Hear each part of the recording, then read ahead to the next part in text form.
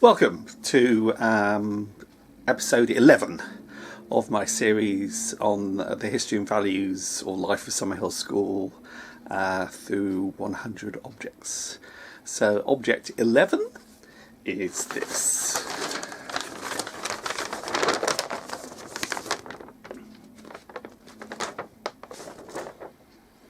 It is the timetable. So I'm going to talk about a bit of the history of the timetable and about how the timetable was made. One of the interesting things to do with Neil is that he's been criticised a bit throughout Summerhill's history for being sort of anti-academic. I mean, he went to university, he was very well read and was an incredible thinker, but he would sometimes, with his stories and with Life at Summerhill, downplay the academic side.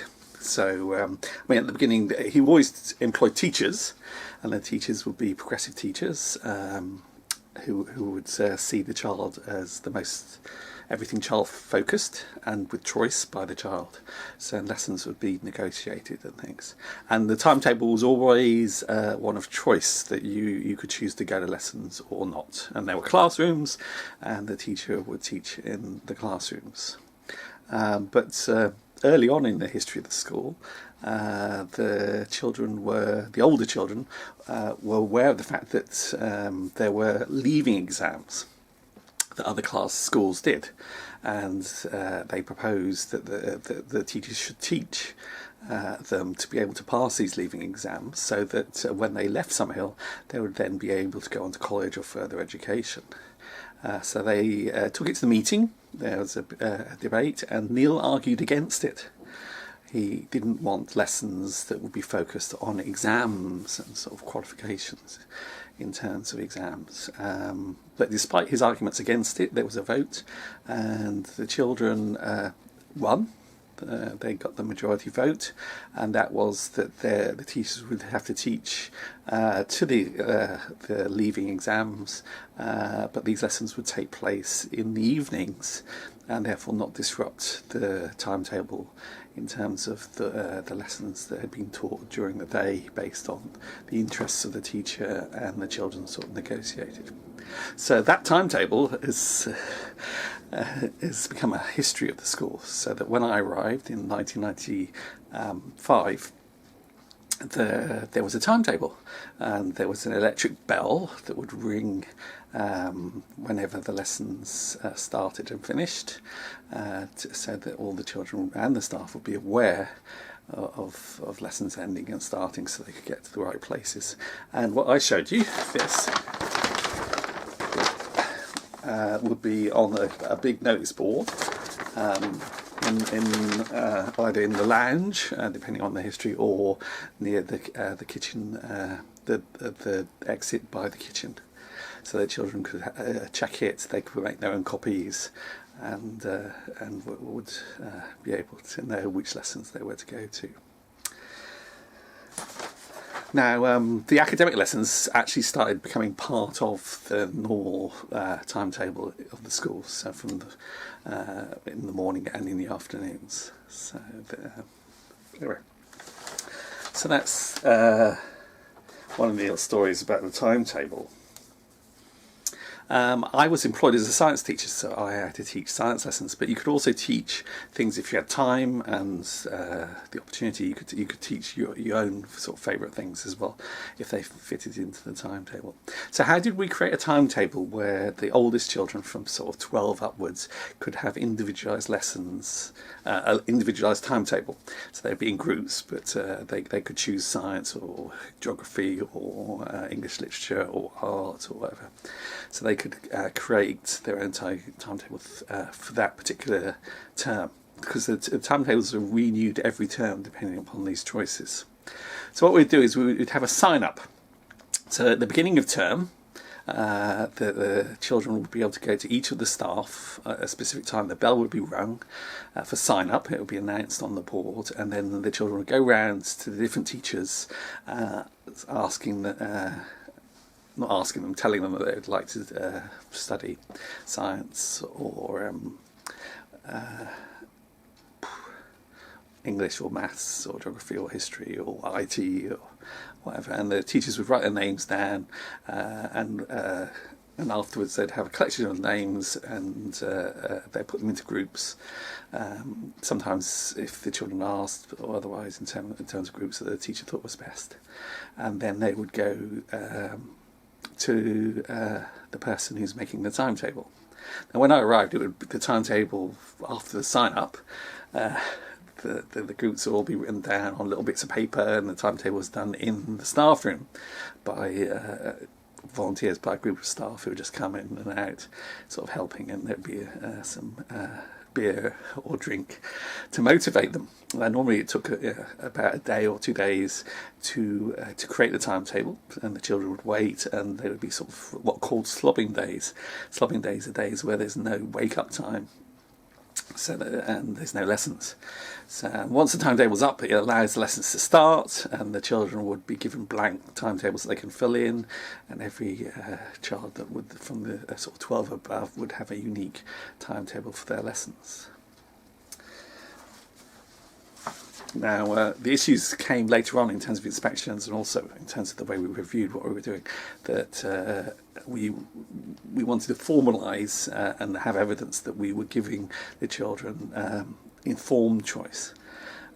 So there would be meetings with the teachers and the children that would explain their topics and whether it would result in any exam or qualification or not, and how, was it a 2-year course or 1-year course or 1-term course, and what was the general contents of the course, so that they could then have an informed choice about what they were learning, that they're signing up for. Because they weren't just signing up for science, they might be signing up for physics or chemistry or biology, or they might be signing up for modules. I changed the way the science was taught after working there a term, so that offering the children modules, and each module could go towards helping them to get their final exams, which were then called, and are still called, GCSEs. Me and the English teacher at one point had problems, because I was doing practicals and the English teacher was trying to do a lot of creative writing, and all the lessons were 40 minutes long, which wasn't enough really to do a practical and to tidy up and prepare and to learn something from the practical in science. And it wasn't very easy for the English teacher to do sort of creative work that could then be built up and the children could share as well. So we discussed this, and we came up with 2 different proposals about changing the timetable to make all the lessons longer. I mean, we could have tried double lessons, but the timetable was so complicated, making it individualised for sort of 20 odd students, that it was very difficult to put in double lessons. I mean, art had double lessons, and woodwork, and drama would have double lessons, but it made the timetable incredibly difficult. So we proposed to the staff and 2 different alternative timetables where the lessons could be an hour long, and this was then taken to the community, and we had longer lessons. It was voted on. Then there was another time, which is soon afterwards, I think, where all the staff were discussing about the fact that with the lessons there wasn't much mixing of age groups, and there was very specialist lessons to the exams. So and we wanted more creativity, more mixed age groups, and more ideas that the children could also lead on the ideas. So it was proposed that we get rid of all the afternoon lessons, and we replace it with the concept of activities. So there was a notice board which was called the activity notice board, and we could post on it activities that either staff or students would then run in the afternoons. And the activities could be anything from sort of historical walks or nature walks, or football. One of the children ran a football course that I took part in, learning how to dribble and doing various exercises in football, like shooting at a goal and trying to tackle someone. And there were lots of other things, like art things and making things and exploring things. that didn't last long, and it actually got in the newspapers when the children voted to have the lessons back in the afternoon. Because I mean, it lasted a few terms, and then I think the staff sort of became a bit lazy in terms of what they were offering, and the students were aware that they wanted more time to do their the older children anyway, to do their academic work. So the whole community proposed and voted that we get the afternoon lessons back, and this was reported in the Guardian newspaper. Children at Summerhill vote for more lessons. Anyway, so that's a bit about the changing of the timetable and things. I in the end, created the timetable, and I created it because I was doing modular. It meant science. It meant that I would offer, there was sort of 10 modules, that science could be split up into 10 modules, which are biology, chemistry and physics, split up into 10 different sort of focus subjects, like Earth and space was one of them, and sort of heart and circulation might be another one, and ecology would be another one, and the eye and the ear and sense organs might be another one, kind of thing. Now, it meant that I would offer 3 or 4 different topics in science a term, and a number of teachers thought, because this appeared to complicate things in terms of not just, instead of just having physics, biology and chemistry as options, I was giving these 4 or 5 other sort of options. They thought that any problems with the timetable in terms of clashes where you couldn't fit a child in because they would have 2 lessons at the same time, which when you're creating a timetable, that was a thing to avoid. They blamed me and my modules. So I thought, well, I want to find out why. Is it me and the modules that are making a timetable much more difficult to do, or is it something else? So I offered to do the timetable, and I took it away from the staff room and stuff and did it in my own room. And this is because I created a very sort of structured way of doing it. Once I got all of the teachers to give me all their names of the different groups, and I also invited them to list some of their priorities. I mean, in terms of, did they want double lessons or single lessons, and did they want lessons on specific days? So I'd have 2 lists. One was all the children and the groups, and the other one was the preferences for the teachers in terms of teaching. I then put the names of the children into a tally sheet, a table, and I counted up how many lessons, because of their sign up, how many lessons they were signed up to in the full week. So here we have one of my tally sheets, and so it's got all the names of the children, and it's got a tally of how many lessons they're doing.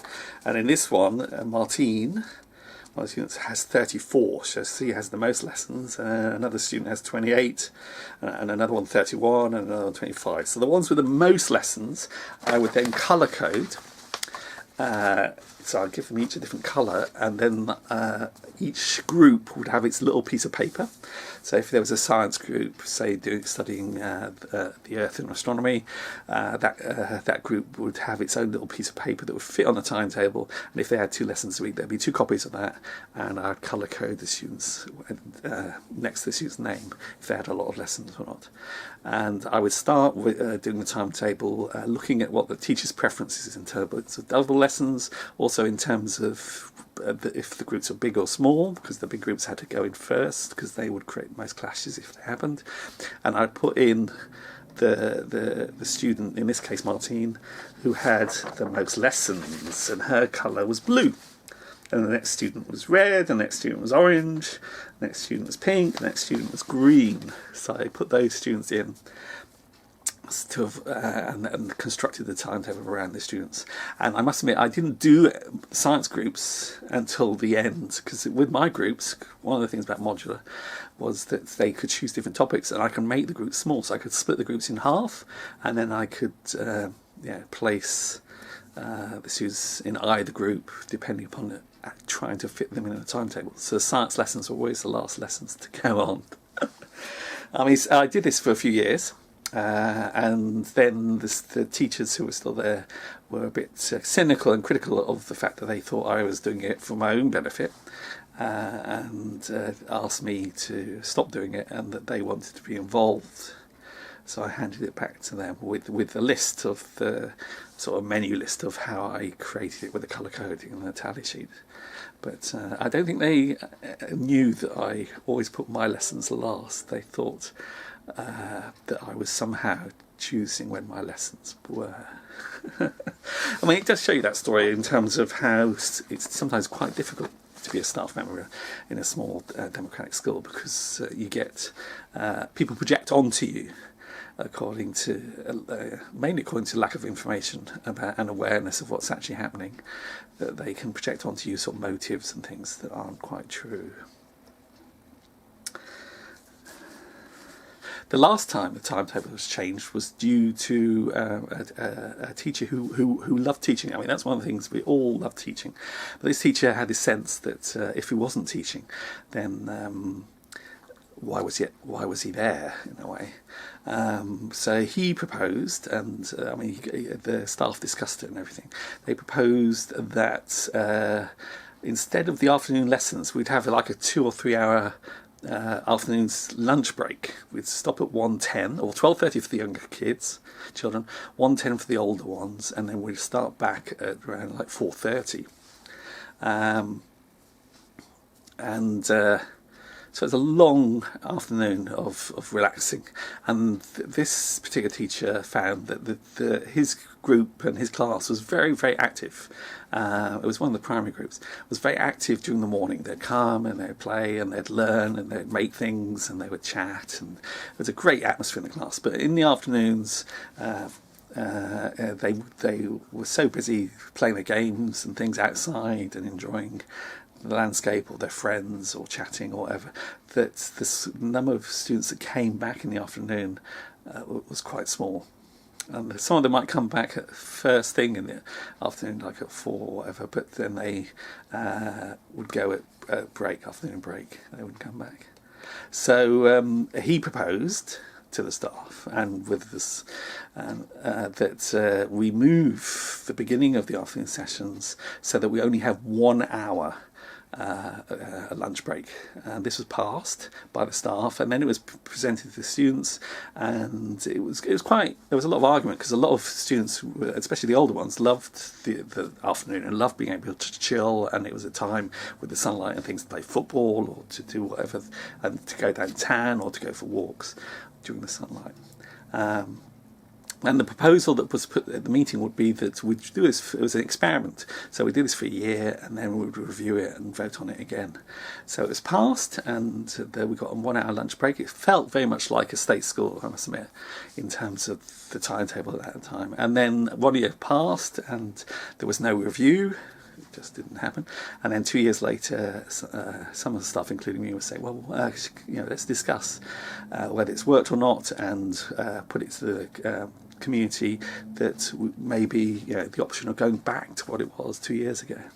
But the problem with any school like Summerhill is a sense of continuity of culture. If you've had something for 2 years, you've had changes of staff, you've got a number of new students, you've got the older students have left, and there was a sense that because it had been going on so long, that was the normal and expected way of the school to run, that we'd only have a 1 hour lunch break. And some of the teachers who were new to the school thought that was, one of the teachers thought it was their contract, and said, well, how dare the committee vote to change my contract of work. Another teacher was in tears because they said, well, how I teach until 4 o'clock. You expect me to teach till 6:10. Yeah, and they were so upset by this. They were a very hard-working teacher, but they were so used to the day as being as what it was, and then they would go out after 4 o'clock or whatever. They could go downtown, or they could have their evening lives, social lives and cultural lives as an adult, sometimes away from the school or within the school, and that they were just so upset that they burst into tears in the staff room. So the whole concept of reviewing it was problematic with the staff, very problematic, and also we had some part-timers, and that they would find it, what do you do with part-timers where, instead of just having 1 hour for a lunch break, that they have to go away and come back, 2 or 3 hours later.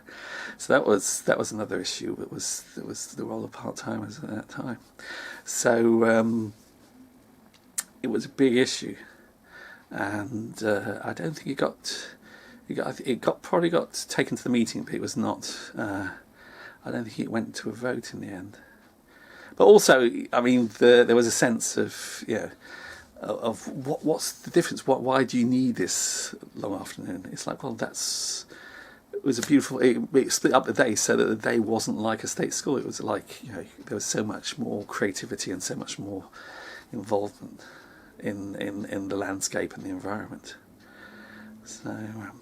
And the other interesting thing is that now that we have the teachers experimenting with the concept of having open spaces within their classes. When I talked in a previous episode, I talked about the boundary, the wall, the doorway between the classroom, inside the classroom, outside the classroom. Well, there's recently, over the last 4, 5, 6 years, there's been a lot of experimentation within the classes of making open spaces within those classes so that children can come and go and that they can define what they want to do, and it's not linked to a curriculum or to an exam. Right, well, I hope that gives you some sense of to do with the subject of the timetable. I will be doing another episode where I look at my work as a science teacher and talking about how science was taught and marked and assessed at Summerhill. Thank you very much indeed.